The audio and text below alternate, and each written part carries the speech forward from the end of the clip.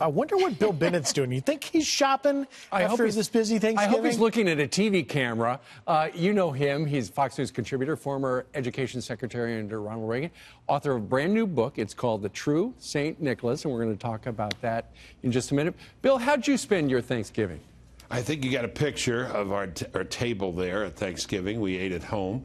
We had Mrs. Bennett prepares there are my two sons on the left and right with their lovely girlfriends, my wife, beautiful wife at the far end, and parents of one of the girlfriends. I don't know what that means, but we'll see. Oh, I think we all know what it means. But Steve, Mrs. Bennett, I know you're Cookbook Steve. If I were Donald Trump, I would call you Cookbook Steve. That would be your nickname. But Mrs. Bennett does a practice turkey and then a presentation turkey. That's fantastic. Wow. Yeah, practice turkeys for extra gravy, you see. Now, Bill, you mentioned the president. He's starting to shut down the whole border with Mexico if immigration becomes uncontrollable. You say he may actually succeed in that task. Yeah, well, I think the president has the authority under national security. This has happened before. In 1985, the border was shut down. I was the first drug czar, you might remember. Not then, but a little later. But because of the Kiki Camarena case, this was the DEA agent who was killed. Ronald Reagan shut down the border. We also did it right after 9/11. This is under national security. The president makes that decision, and it's not an easily challengeable decision. The president has that discretion.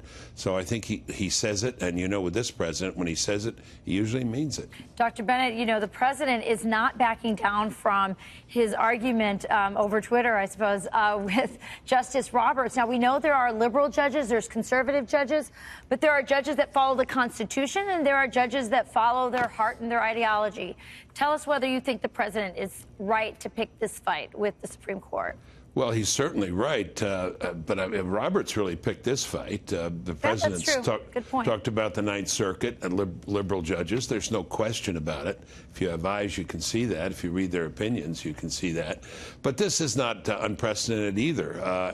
Donald Trump puts himself here in the legacy of Abraham Lincoln, who had a fierce debate with the Chief Justice of the Supreme Court, Roger B. Taney, in the Dred Scott decision, and then in the case of habeas corpus in the Civil War.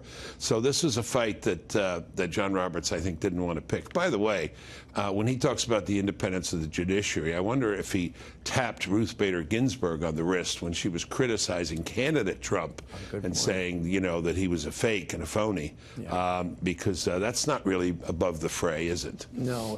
You make a great point. Let's talk a little bit about your brand new book. It's The True St. Nicholas. St. Nicholas, a real person, but then legend sprang up around him. And your book reminds people about virtue, and you've written all about that. And this particular man. Yeah, it's a great story. I, like a lot of people, thought St. Nick was just a nickname for Santa Claus. But there's a real guy, St. Nicholas, born in 280 A.D., a lot of stories, how he comes to be known as Santa Claus, lives through the ages. But the great story, and really this is the Fountainhead story, young man, his parents die, they leave him some money, and he notices that a family of poor people, a man and his three poor daughters, they can't get married because they don't have a dowry. So in the middle of the night, Nicholas, the young Nicholas, goes with a bag of gold, throws it through the window of the home into a stocking. Okay, see where this is going, right? Anyway, that's around 300 A.D. And of course, the irony is this guy who comes in the middle of the night, seeking to be anonymous, becomes the most famous gift giver of the world.